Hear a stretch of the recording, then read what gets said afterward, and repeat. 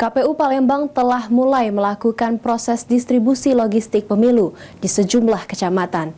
Dalam proses ini, KPU mengalami kendala pada cuaca yang buruk.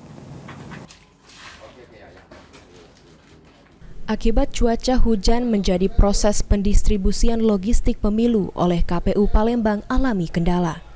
Meski begitu, dalam proses distribusi di hari pertama KPU Palembang sudah mendiskusikan logistik di 3 kecamatan, yakni Kecamatan Bukit Kecil, Alang-Alang Lebar, dan Ilir Barat 2. Dan pada hari kedua, pendistribusian logistik kembali akan dilakukan di 3 kecamatan, yakni Kemuning, Ilir Timur 3, dan Sukarami. Dipilihnya 3 kecamatan tersebut karena termasuk dalam kategori kecamatan cukup besar sehingga pengiriman logistik lebih awal. Namun, jika pendistribusian ketiga kecamatan tersebut selesai, maka KPU Palembang akan menambah kecamatan lain yang sudah siap untuk dilakukan pendistribusian logistik.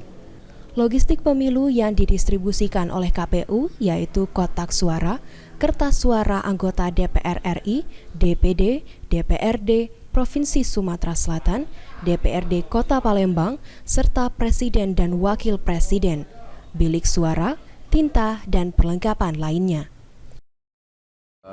Ini yang hari kedua ya, kalau kemarin kan hari pertama itu kan hujan memang kan, jadi kita stop dulu karena ini kan logistik barang negara, jadi kemarin seharian hujan.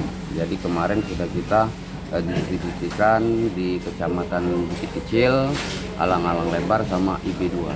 Dan hari ini kita distribusikan ke Kecamatan Kemuning, IT3, sama Sukarami.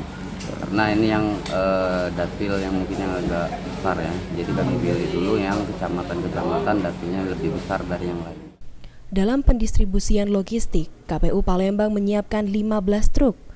Sementara untuk pengangkut logistik dilakukan oleh pegawai dan dibantu sekretariat KPU Kota Palembang. Eki Saputra, PAL TV.